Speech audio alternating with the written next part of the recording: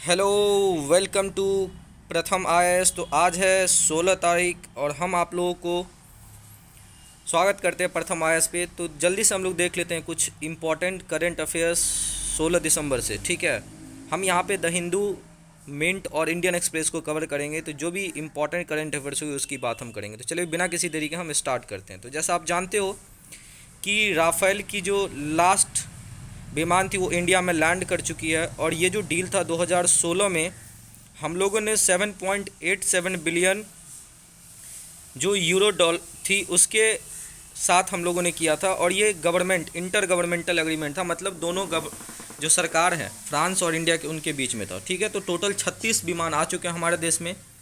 और अगर आप यहाँ पे देखोगे तो इंडिया ने ये सारी चीज़ें जो है ना अपने दो स्क्वाड्रन में, जैसे एक तो आपको अम्बाला हरियाणा में है जिसको गोल्डन स्क्वाड्रन बोलते हैं, और दूसरा हासीमारा है वेस्ट बंगाल में, तो वहाँ पे रखा है। ठीक है, जो हरियाणा वाली अम्बाला में जो हमारी स्क्वाड्रन होगी 18 जेट की, उसे हम पाकिस्तान के लिए, और जो हमारी एक तरीके से बोल सकते हैं वेस्टर्न फ्रंट है वहाँ के लिए टैकल करेंगे। और जो आपका हासीमारा वेस्ट बंगाल में है उसे हम यूजुअली आपको ईस्टर्न वाले रीजन के लिए, ठीक है, स्पेशली चाइना के साथ। द ट्विन इंजन, ये इसमें दो इंजन लगे हुए हैं, ओमनी रोल फ्लाइट है। और इसमें बहुत ज़्यादा खूबी है, जैसा कि आप जानते हो कि हैमर जो मिसाइल है हमारी, जो हमने इजराइल से लिया था, उसको भी हम लोग यहाँ पे,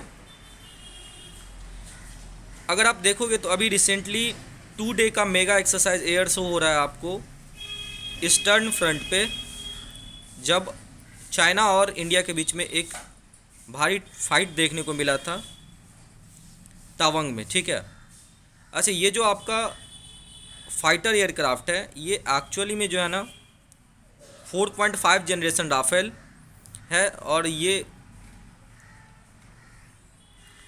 जो दसाव है आपको फ्रांस का वो बनाते। ठीक है, देखिए अभी यूएनएससी मेंबर्स ने अडॉप्ट किया आपको टेरर को कर्ब करने के लिए जो एक रिजोल्यूशन होती है इंडिया के प्रेसिडेंसी में।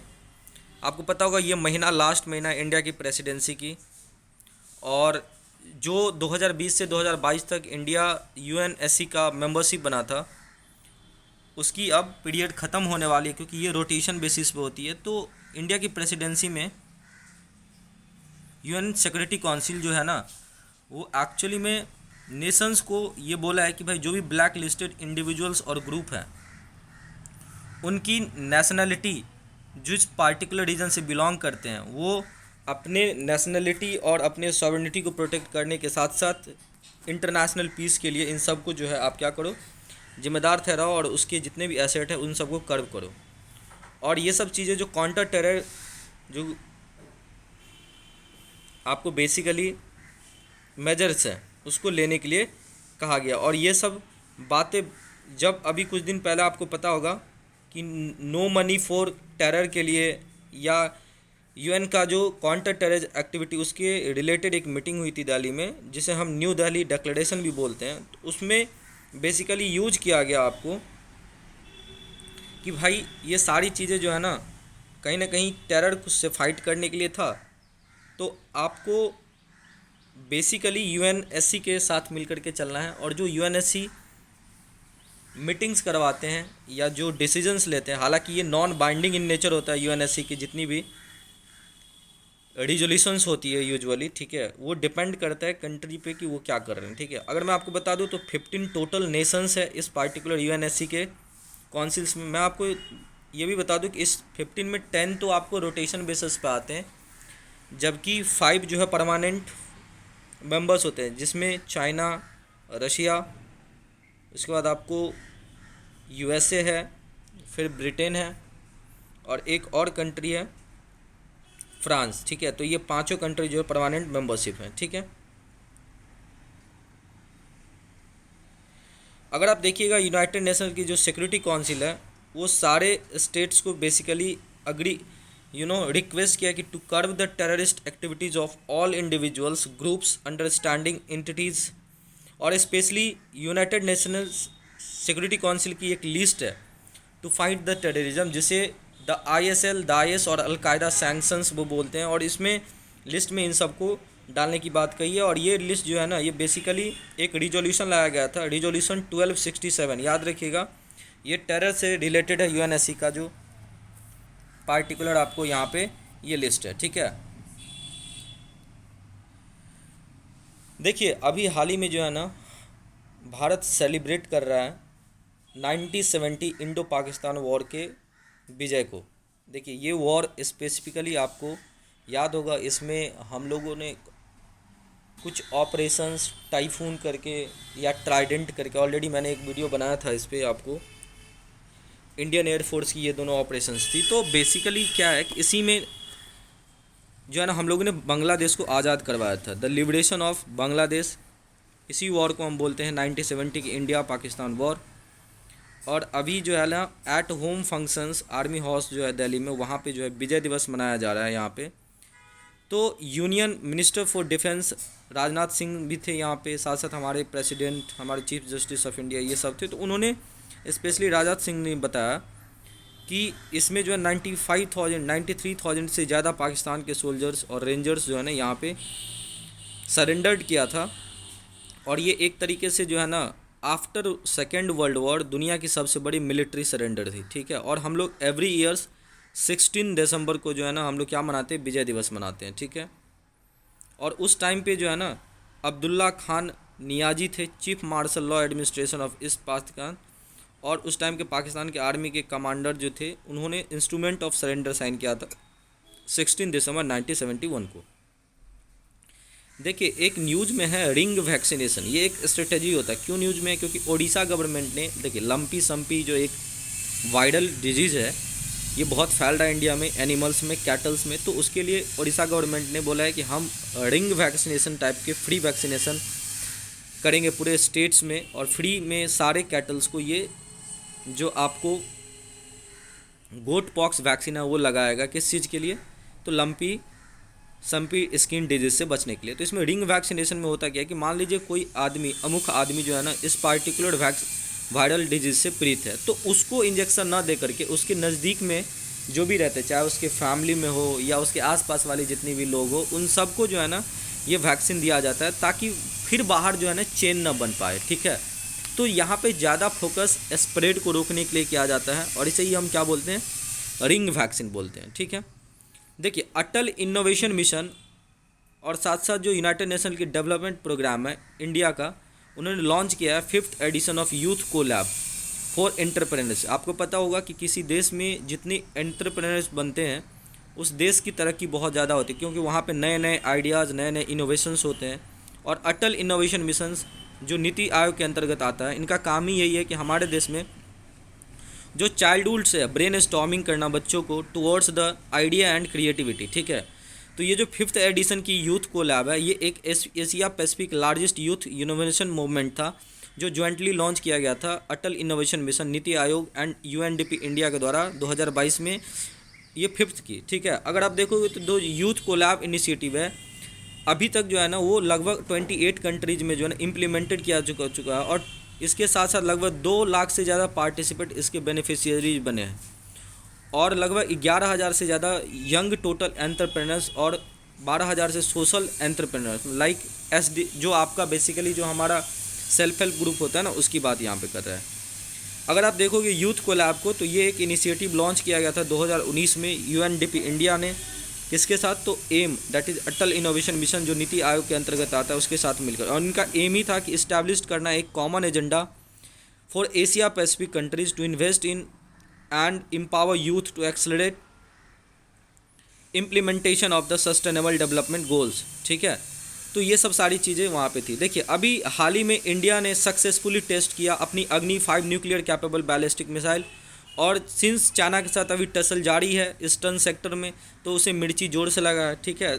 मैं आपको बता दूं कि ये जो अग्नि हमारी मिसाइल सीरीज़ है, ये basically integrated guided missile development program, जिसको IGMDP बोलते हैं, ये हमारे भूतपूर्व हम लोगों के प्यारे जो APJ अब्दुल कलाम साहब थे, हमारे राष्ट्रपति साहब, उनके ब्रेन का ये एक उपज था, ये IGMDP, ठीक है, जिसमें हम लोगों ने अपनी कंट्री को सेल्फ सफिशिएंट बनाना चाहते थे in the field of missile technology, और इसीलिए हम लोग मिसाइल मैन ऑफ इंडिया भी बोलते हैं आदरणीय APJ अब्दुल कलाम साहब जी को, ठीक है।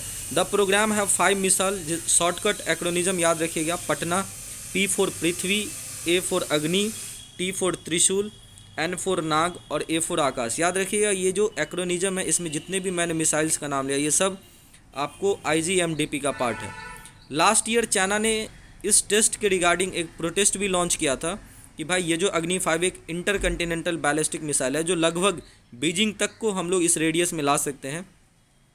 ये एक तरीके का चाइना के हिसाब से UNSC की जो 1172 जो रेजोल्यूशन है ना 1172 उसको वायलेट करती है। और ये रेजोल्यूशन जो है ना इंडिया जो है लाया गया था आपको 1998 में जब इंडिया ने न्यूक्लियर टेस्ट किया था उस टाइम पे भी इसको लाया गया था। देखिए अग्नि 5 जो है एक indigenous built advance surface to surface ballistic missile है। याद रखिएगा this keyword is very important, surface to surface, क्योंकि एग्जाम्स में इसी तरह के कीवर्ड पूछ दे, बोल देगा surface to land, surface to air, तो ये सब सारी चीज़ें ध्यान रखना आपको। ये IGMDP का पार्ट है और ये एक फायर एंड फॉरगेट मिसाइल पर एक बार फायर हो गया तो भूल जाता है कि कहाँ जाना, वो अपने टारगेट पे जा करके अटैक करेगा। ठीक है, देखो चाइना ने बिल्ड किया है एक रोप वे, टसल जारी है, लेकिन चाइना की इंफ्रास्ट्रक्चर बिल्डअप वो भी उनकी जारी है। कहाँ पे? तो नियर अवर ट्राई जंक्शन। आपको पता होगा हमारे ईस्टर्न सेक्टर में जो चाइना की ऑक्युपाइड तिब्बत है और इंडिया का जो हमारा वहाँ पे सिक्किम और एक तरीके से अरुणाचल प्रदेश है और साथ में भूटान, इन तीनों का एक ट्राई जंक्शन है जहाँ पे 2017 में डोकलाम में एक मुद्दा हुआ था। और अभी कहाँ पे हो रहा है? तो यांगत्से एरिया है तवंग में, वहीं पे अभी जो है अस्कफल देखने को मिला है यहाँ पे। तो चाइना ने एक रोपवे सेट किया नियर द टोरसा नाला on its own side of India Bhutan China tri junction. याद रखिएगा डोकलाम एक एक्चुअली में ट्राई जंक्शन तो था, बट वो हमारे पड़ोसी जो मुल्क है बहुत ही नज़दीक वाले भूटान का पार्ट माना जाता था। तो उस टाइम पे भूटान के कहने पे हम लोगों ने उसमें हस्तक्षेप किया था, क्योंकि हमारी भी जो चिकन नेक है, मैं आगे आपको मैप में यहाँ पे दिखाने वाला हूँ, आप यहाँ पे देख सकते हैं, ये हमारे एक बहुत अच्छा मैप है। यहाँ पे भूटान है जिसमें डोकलाम प्लेटू वहीं पे पाया जाता है और चाइना की एक क्लेम लाइन है वहाँ पे आप देख रहे हैं। तो ये सब सारी चीज़ें आपको जो है ना कहीं चाइना की इंफ्रास्ट्रक्चर, तो याद रखिएगा कहाँ पे बनाया जा रहा है। तो ये है आपको बेसिकली टोरसा नाला। ठीक है, अगर आप देखोगे तो ये जो आपका 2021 में चाइना और भूटान जो है ना एक एग्रीमेंट पे पहुंचा था, ये जो आप देख रहे हो चाइना क्लेम लाइन, उसमें 3 स्टेप रोड मैप तैयार किया गया था boundary issues including the Doklam area, जो बेसिकली 24 राउंड्स ऑफ निगोशिएशन के बाद जो है ना ये सारी चीज़ें मुद्दा भूटान ने चाइना के साथ बायलैटरली सुलझाया। और ये बिगेन हुआ था कब? तो 1984 में। देखिए अगर आप यहाँ पे देखोगे तो इंडिया और चाइना ये दोनों जो है ना डिस्प्यूटेड एरिया, जो बेसिकली हम लोग की LAC है, वो लगभग 3488 किलोमीटर है और वो रेंज बेसिकली ईस्टर्न लद्दाख से लेकर के जो है ना हमारी जो है वेस्टर्न लद्दाख से लेकर के ईस्टर्न तक चलती है। और हमारे ईस्टर्न लद्दाख में 2 म्यूचुअली अग्रीड डिस्प्यूटेड एरिया है जिसको हम त्रिग हाइट भी बोलते हैं और देमचोक भी बोलते हैं। वही 10 एरिया जो है ना वो और भी दूसरे जगह पे है। यांगत्से एक तरीके का ईस्टर्न में इन 10 में से या 8 मेजर फिक्शंस पॉइंट में से एक डिस्प्यूटेड रीजन था, जहाँ पे हम लोग इसको डिस्प्यूटेड रीजन मानते। किसका पार्ट है वो? देखिए कोलर माइन जो हमारे कॉलोनियल टाइम्स की एक सोने की खान है। ठीक है, अभी KGF भी आया था सीरीज़ जो आपका वेब सीरीज़ था। तो कोलर माइन को भारत सरकार फिर से यहाँ से एक्सट्रैक्ट करना चाहता है गोल्ड को। रीज़न क्या है?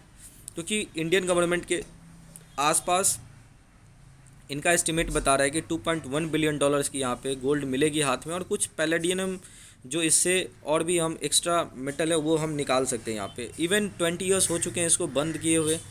ठीक है, और यहाँ पे कुछ नई टेक्नोलॉजी यूज की जाएगी और इंडिया का प्लान है कि हम इसके लिए एक बिड को इनवाइट करने वाले 50 मिलियन टन्स ऑफ प्रोसेस्ड ओर है यहाँ पे। और याद रखिएगा ये जो कोलर माइन है ये बेसिकली कर्नाटका में है। तो जैसा मैंने आपको बताया कि यहाँ पे एक्स्ट्रा में पैलेडियम होंगे जो प्रोसेस्ड ओर जो यहाँ पे रखी हुई और डम्स उसमें से किया जाएगा। इंडिया जो है ना वर्ल्ड की लार्जेस्ट गोल्ड कंज्यूमर है आफ्टर चाइना, और ये मोस्ट ऑफ द डिमांड अपने इंपोर्ट से करते हैं। तो जब आप इंपोर्ट करते हो तो आपकी डॉलर भी बाहर जाती है। और यूजुअली इंडिया में क्या होता है, या तो आभूषण के रूप में सोने का यूज होता है, नहीं तो घर में शौक से रखते हैं कि हम बहुत बड़े अमीर हैं। तो एक्चुअली में एक बहुत बड़ी चंक ऑफ जो फॉरेन इन्वेस्टमेंट वो कहाँ चला जाता है, आपको बाहर चला जाता है। हालांकि गोल्ड को घर में रखने से एक संपत्ति के रूप में भी लोग मान करके रखते हैं कि जब भी इंपॉर्टेंट नीड होती है तो उसको सेल करके, बट कहीं ना कहीं आप उसे जो है ना एक तरीके से मूवेबल नहीं है, तो बोझ बना रहता है एक तरीके से, ठीक है। तो यहाँ पे एक बहुत बड़ी ट्रेड डेफिसिट देखने को मिलती है, और इन सब कारण से क्या होता है आपको कि रुपये की वैल्यू गिर जाती है। इंडिया का डिमांड जो है ना गोल्ड का दिन ब दिन बढ़ता ही जा रहा है, भूख जो है इंडिया की गोल्ड के लिए, ठीक है। देखिए विलियमसन, आप जानते होंगे ये न्यूजीलैंड के प्लेयर हैं, इनको स्टेप डाउन कर दिया गया एज अ टेस्ट स्कीपर, और इनके जगह पे जो टीम सऊदी हैं, बहुत अच्छे बॉलर हैं, उनको as a New Zealand test cricket captain बनाया गया। तो ये कुछ आज की इंपॉर्टेंट न्यूज़ थी। उम्मीद करते हैं आपको अच्छा लगा होगा, और अच्छा लग रहा है तो प्लीज़ हमारे चैनल को सब्सक्राइब कीजिए। Thank you so much.